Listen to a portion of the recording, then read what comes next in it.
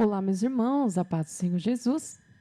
Eu sou a pastora Renata Caruso, da Igreja Missão Ictus no Brasil, e estou aqui com vocês para mais um vídeo na nossa playlist da leitura cronológica da Bíblia em um ano. Hoje, dia 8 de abril, nós faremos a leitura do capítulo 16 ao 18. Então, vamos lá para a leitura. Segundo livro de Samuel, capítulo 16. Logo que Davi atravessou o cume da montanha, ele encontrou Ziba, criado de Mefibosete, com 2 jumentos carregados com 200 pães, 100 bolos de passas, 100 cestas de frutas frescas e uma vasilha de couro de vinho. O rei disse a Ziba: "Para que tudo isso?" Ziba respondeu: "Os jumentos são para a família do rei montar, os pães e as frutas para alimentar e os que o acompanham, e o vinho é para os que estão cansados de andar no deserto." E o rei perguntou: "E onde está o neto do seu senhor?" Ziba respondeu: "Ele ficou em Jerusalém, mas mandou esse recado: esse é o dia que Israel restituirá a mim o reino do meu avô." Davi respondeu: "Tudo que pertenceu a Mefibosete agora pertence a você." Ziba disse: "Como poderia agradecer por isso? Serei eternamente devedor de meu senhor e rei. Que eu nunca decepcione o Senhor." Quando o rei chegou a Baurim, apareceu um homem que tinha ligações com a família de Saul. Seu nome era Simei, filho de Gera. Ele o seguiu, insultando e jogando pedras contra Davi e seus companheiros, criados e soldados. Além dos insultos, ele os amaldiçoava aos gritos: "Fora, fora, assassino, sanguinário! O Eterno está castigando você por todos os crimes que cometeu contra a família de Saul e por tomar o reino dele. O Eterno já entregou o reino a seu filho Absalão. Olhe para você mesmo, um homem derrotado, porque não passa de um criminoso." Abisai, filho de Zeruia, disse: "Esse cão morto não pode amaldiçoar o meu senhor, o rei, dessa maneira. É só mandar que eu corte a cabeça dele." Mas o rei disse: "Por que vocês, filhos de Zeruia, estão sempre interferindo e me atrapalhando? Se ele está amaldiçoando é porque o Eterno mandou. Amaldiçoe Davi. Quem vai contrariá-lo?" Davi prosseguiu, dirigindo-se a Abisai e ao restante do grupo: "Além disso, até meu filho, minha carne e meu sangue, neste momento, está querendo a minha morte. Esse benjamita não está fazendo nada comparado a isso. Não se preocupem com ele. Deixem que ele amaldiçoe à vontade. O Eterno ordenou que ele fizesse isso. Talvez o Eterno enxergue a minha aflição e transforme as maldições em algo bom." Davi e sua comitiva seguiram caminho enquanto Simei seguia ao longo da encosta da montanha, amaldiçoando e jogando pedras nele. Quando chegaram ao rio Jordão, Davi e sua comitiva estavam exaustos, por isso descansaram ali e renovaram suas forças. Enquanto isso, Absalão e seus homens já estavam em Jerusalém. Aitofel também estava com eles. Logo depois, Husai, o arquita, amigo de Davi, foi cumprimentar Absalão. "Viva o rei para sempre! Viva o rei para sempre!" Absalão disse a Husai: "É assim que você mostra lealdade a um amigo? Por que não está com o seu amigo Davi?" Husai disse: "Porque quero estar com quem o Eterno, esse porque quero estar com quem o Eterno, esse povo e todo Israel escolheram. Quero permanecer com ele. Além disso, quem melhor que o filho para eu servir? Assim como servi a seu pai, estou pronto a servir ao Senhor." Absalão disse a Aitofel: "Você está pronto para me aconselhar? O que devemos fazer agora?" Aitofel disse a Absalão: "Deite-se com as concubinas do seu pai, aquelas que ficaram para cuidar do palácio. Todos ficarão sabendo que o Senhor desonrou abertamente seu pai, e os que estão ao seu lado se animarão." Absalão armou uma tenda no terraço à vista de todos e deitou-se com as concubinas de Davi. Os conselheiros de Aitofel, na época, eram considerados palavras do próprio Deus. Essa era a reputação de Aitofel com Davi, e não era diferente com Absalão. Segundo Samuel, capítulo 17. Em seguida, Aitofel aconselhou Absalão: deixe-me escolher 12.000 homens e partir esta noite atrás de Davi. Vou alcançá-lo quando ele estiver exausto e pegá-lo de surpresa.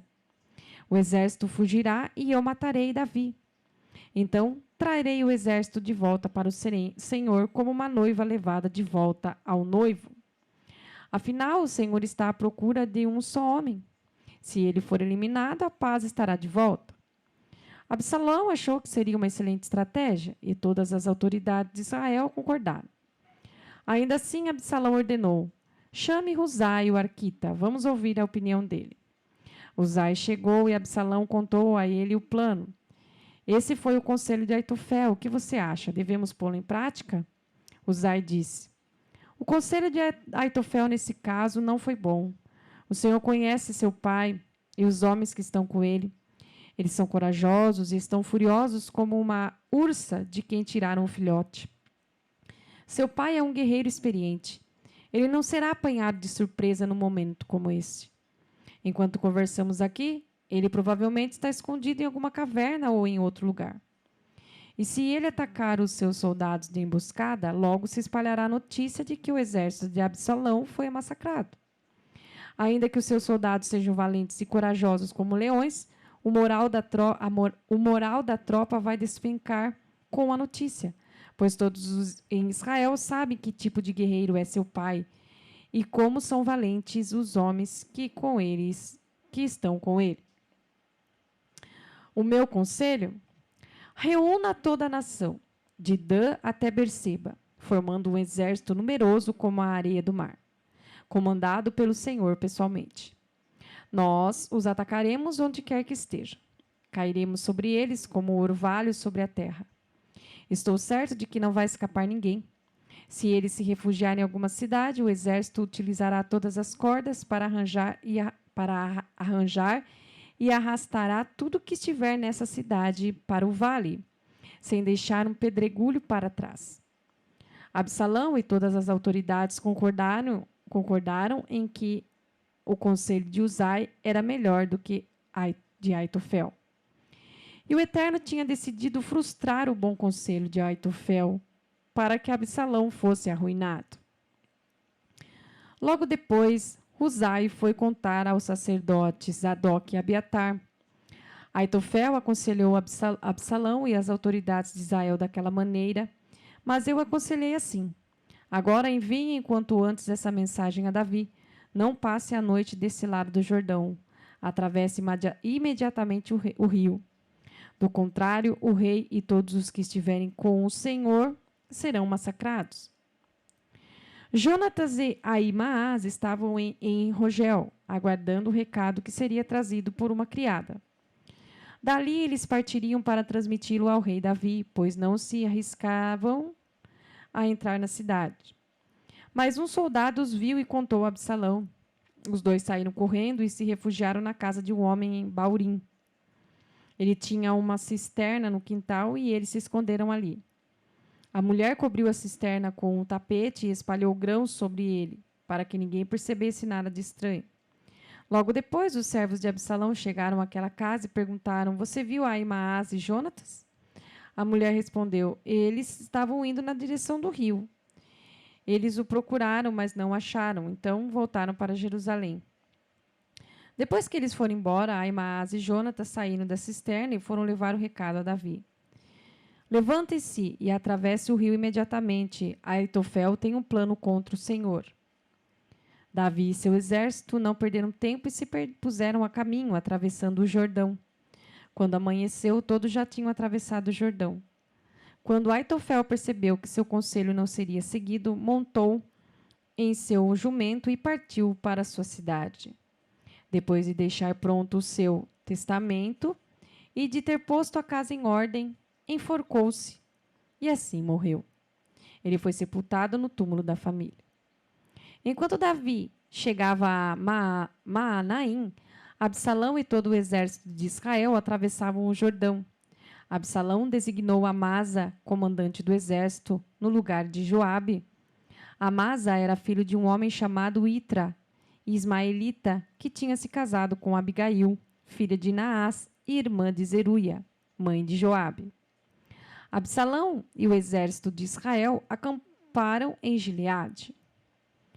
Quando Davi chegou a Maanaim, Sobi, filho de Naás de Rabá dos Amonitas, e Maquir, filho de Amiel de Lodebar, e Barzilai, o gileadita de Rogelim, trouxeram camas e cobertores, bacias e potes cheios de trigo, cevada, farinha, grão tostado, feijão e lentilhas, além de mel, coalhada e queijo de ovelha e de vaca. Entregaram tudo a Davi e seu exército, pois pensaram: o exército deve estar com fome, com sede e exausto no deserto. Segundo Samuel, capítulo 18. Davi organizou o seu exército, designou capitães de 1000 e capitães de 100. Depois dividiu as tropas em 3 grupos. O primeiro ficou sob o comando de Joabe, o segundo ficou com Abisai, filho de Zeruia, irmão de Joabe, e o terceiro ficou com Itai, o giteu. O rei anunciou: eu também irei com vocês. Mas eles disseram: não mesmo, o Senhor não pode vir conosco. Se tivermos de retroceder, o inimigo não pensará 2 vezes. Se metade de nós morrer, o inimigo não se importará. Mas o Senhor vale por 10.000 de nós. Para nós é melhor que fique na cidade e nos ajude daqui. E o rei concordou. Se é isso que pensam, farei o que acharem melhor. Ele se instalou perto da entrada da cidade, enquanto o exército saía em pelotões de 100 e de 1000. O rei tinha recompensado a Joabe, Abisai e Itai. Por amor a mim, tenham cuidado com o jovem Absalão. Todo o exército ouviu o que o rei ordenou aos 3 comandantes com respeito a Absalão.